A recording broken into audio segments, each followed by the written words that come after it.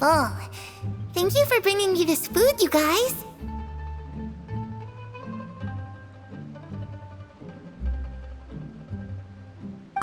She said she's full, but the food doesn't look like it's even been touched.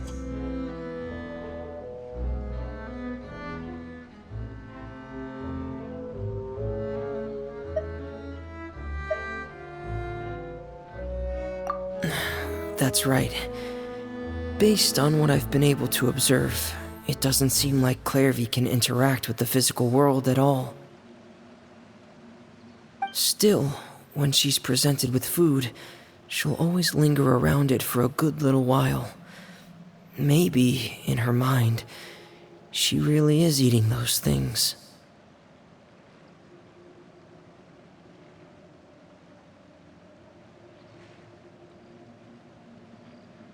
Does she know that she has already passed away? I've tried to ask her, but she didn't answer. My guess is that she's just as confused as we are. Or maybe she couldn't understand the question at all. Clairvy, if you've got some time, I'd like to ask you a few questions. Sure. Oh, another new friend. Hi, I'm Clairvy. Hello. Clairvy, how did you join the House of the Hearth? Huh? Isn't it the same for everybody? The knave brings you here and then you can't leave. It's just that your name, it's not on the roster. And I've never seen you before. The roster? Oh, I get it now. I think there might be some things you don't know about this place. The people in charge, they're not as nice as they look. They say they keep a roster, but it's not complete. There are a lot of people who aren't on it, and never will be. In this house, some people are family, and other people are just test subjects. Those kinds of people aren't ever going to get a place on the roster. Wait, does that mean the knave... Is there anyone that can vouch for you? Perry. She's my best friend. She's the only one I trust in this place. Have either of you heard of that name before? No. Me neither. Clairvy, Perry. Neither of those names are on the roster. But it seems like she's telling the truth. Either that, or this kid's already got a bag of tricks bigger than mine. Maybe we should try a different approach. Clairvy, do you have a wish? A wish? It can be anything you want. Just imagine. It's your birthday, you're blowing out the candles, and your wish is...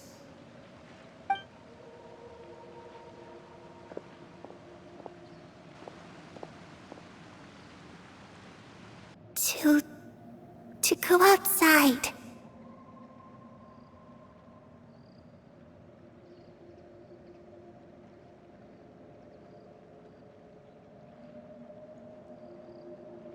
Where the sun can find me.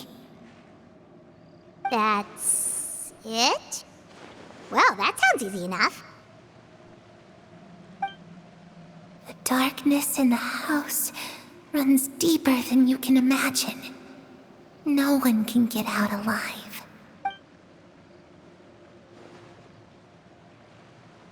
Okay, time to divide and conquer. Listen up. I've got a plan. I'll try and find a way to use basic illusory magic to take Clairvy outside and bring her somewhere with sunlight. Lynette, try and find the list of executions that Clairvy was talking about, and see if her name is on it. Fremine, you stay in Poisson. We can't be the only ones who've had run-ins with Clairvy. I need you to collect intel on everything she's said and done. Understood. I'll try my best. What about us? What should we do? I really appreciate your willingness to help, but this is a family matter. I don't want to drag you in too deep. It's too risky. Let me think. Since Father considers you to be guests, maybe you could stick by her side for a little while. You don't need to do anything except keep up some nice, casual conversation. Ah, Paimon gets it. You want us to distract her. I'll give you a magic bird. If Father suspects something, all you need to do is release it when she's not looking, and it'll alert me that something's wrong.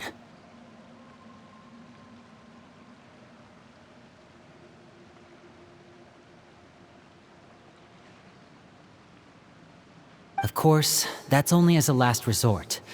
If Father doesn't seem to notice us, there's no need to make contact. We'll reconvene here tonight after all's said and done. If the worst-case scenario happens and we're discovered, just tell Father everything. We're not going to let our guests get punished for our own actions. That's where we draw the line.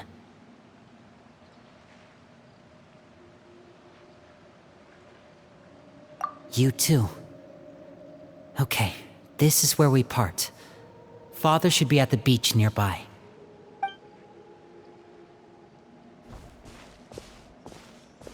I really hope this goes well. No, it has to go well. That's the only way this can get resolved.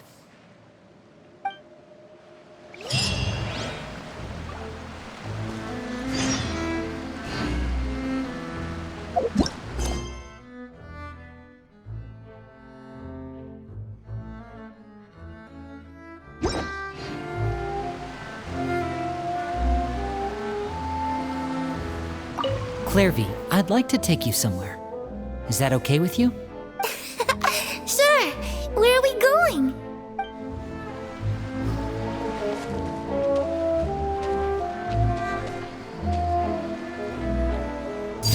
Laid bare!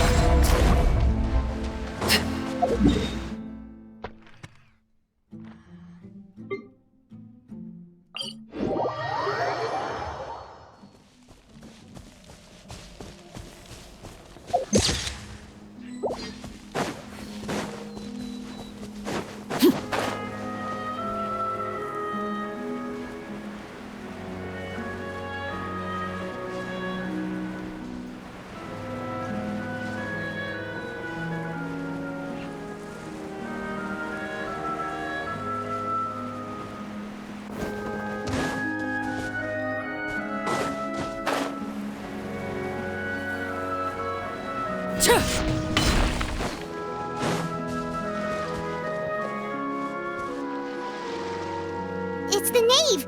And... child! Hey, aren't you supposed to be in Snezhnaya recuperating? What are you still doing in Fontaine? Oh, it's you two. I didn't expect to run into you here. I was unconscious for quite a while after the fight in the Primordial Sea. After I woke up, I realized I was being taken back to Snezhnaya, and well, I couldn't have that now, could I? Not when I've still got unfinished business here in Fontaine. So, I mustered up all my strength and made the journey back on my own. What sort of unfinished business are we talking here? It has to do with Skirk, my master. I really wanted to meet up with her, but by the time I got back, she had already left. I still have so many questions for her. Without any other leads, all I could do was ask the knave to help me track her down. She must have left behind some traces from her time in Fontaine. Oh, okay, so have you found any clues? Unfortunately, no. While the House of the Hearth is adept at collecting all manner of intelligence, certain existences can still manage to escape our purview. Basically, unless Master feels there's a need to meet with me, she's not going to be found. But that problem has an easy fix. I just need to become stronger, and then...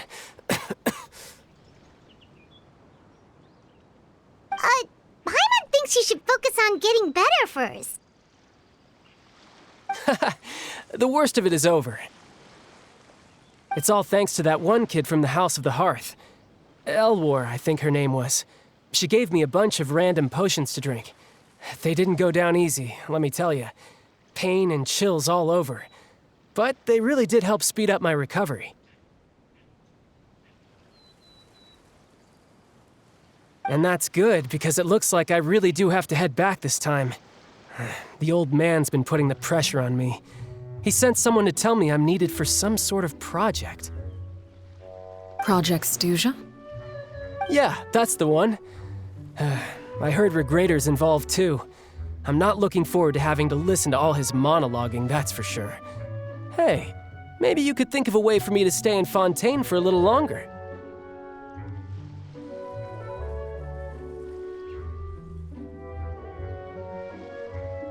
Helping Linny and the others brush up on their fighting skills would be far more interesting.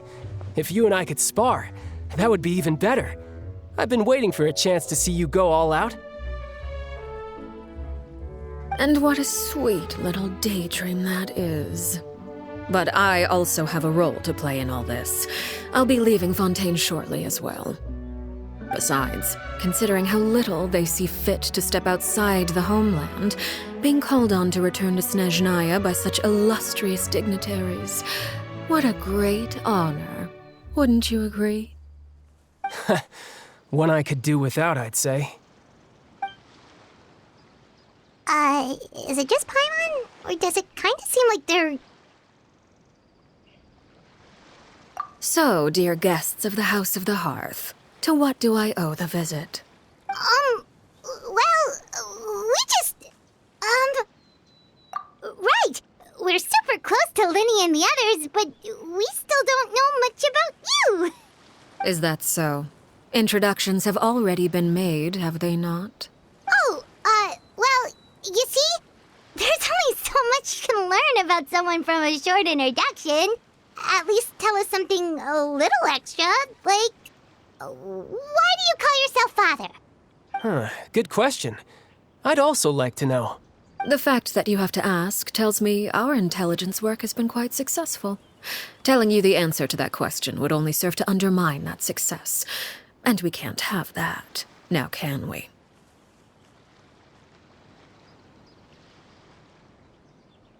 Spoken like a true diplomat.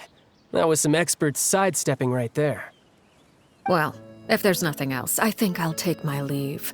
I still have a small matter to resolve at home. Wait, don't go!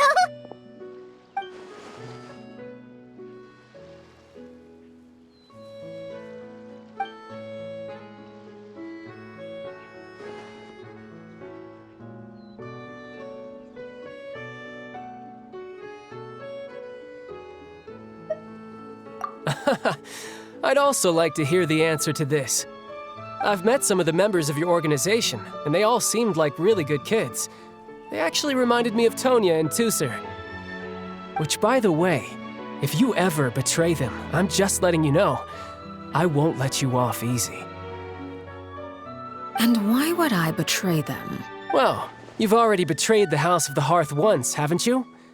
At least, that's what I heard.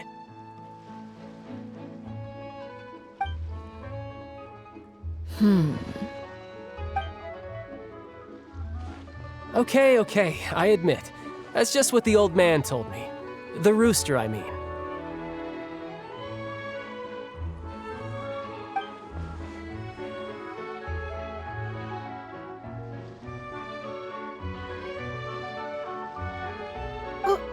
Wait, did you really do something bad to those kids?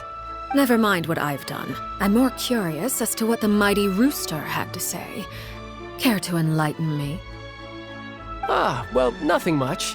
Just some stuff about you taking out many other members of the House of the Hearth, and even going so far to attack your own family. I see. Huh. Based on your reaction, I'm guessing it's all a bunch of lies. Hardly. I don't appreciate his particular turns of phrase, but I suppose he didn't say anything untrue. Although, it would be more accurate to say that there is a certain level of prejudice involved, but I don't intend to clear that up just yet. Prejudice has a funny way of concealing the real truth behind certain things, an attribute that I find to be quite advantageous. Call yourself a Fontainian, for example, and people will assume all sorts of things, when the real truth is that this is simply the land where I was raised. Huh? You're not actually from Fontaine? But then why did you try to help out with the prophecy and everything?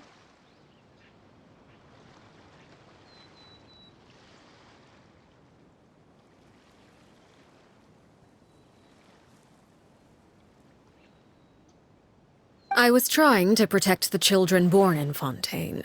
Claiming that I myself was a Fontainian simply made it easier to operate. People would hardly suspect a fellow Fontainian of having any ulterior motives. Who wouldn't want to save their homeland after all?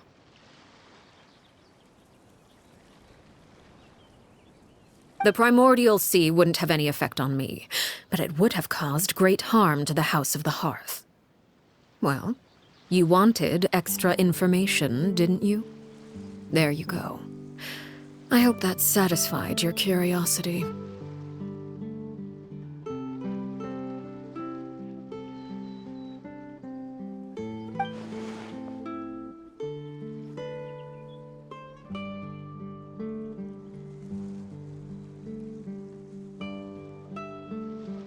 So, you stayed in Fontaine for the kids.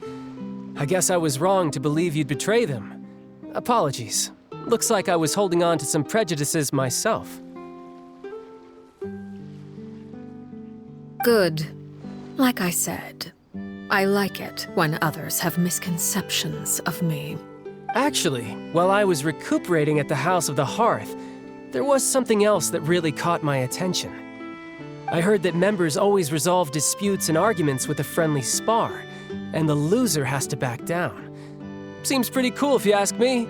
Would also give them plenty of opportunities to hone their skills. Well, that's only a recent development. In the past, such spars weren't nearly so friendly. The losing party would lose everything, including... They were that high stakes? Whew, at least that's not a thing anymore. Well, the current atmosphere's not half bad. I'm a bit jealous, actually. You've got so many family members around you, and you even get to live with them. Having a lot of family around means dealing with a considerable amount of bickering and scheming. Once Tonya and Tusser enter their rebellious phase, I'm sure you'll understand. Just imagine. Tusser becomes obsessed with plucking out strands from the rooster's mustache, or Tonya decides to dye her hair 42 different colors.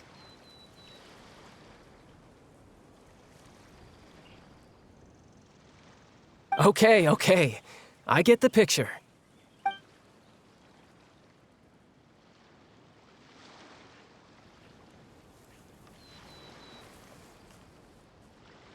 Well, would you look at the time? I should probably get going. Traveler, Paimon, I'm not sure where our paths will cross next, but the next time we run into each other, we should definitely try and find some time to spar. Again, maybe this is a conversation we can have when you look less like you're gonna keel over. All right. Well, thanks for everything, Arlecchino. No thanks necessary. You also played a part in obtaining the Gnosis. I would say we can call ourselves even. I like the sound of that. Well, I'm off. See you all some other time. We should probably get going too. Do you want to head back with us? Oh? You want me to leave so soon? Oh, I'm rather enjoying the evening breeze. If you don't mind, I think I'll stick around for a bit. I have some things to think about. Apologies for not attending to you like a proper host. Please forgive this slight. I do hope you'll have a pleasant stay. We managed to keep her distracted until nightfall. Good thing Child was there to keep the conversation going. You don't think she suspected anything, do you? Oh, I wonder if Liddy ran into any issues. Let's hurry back and see how everything went.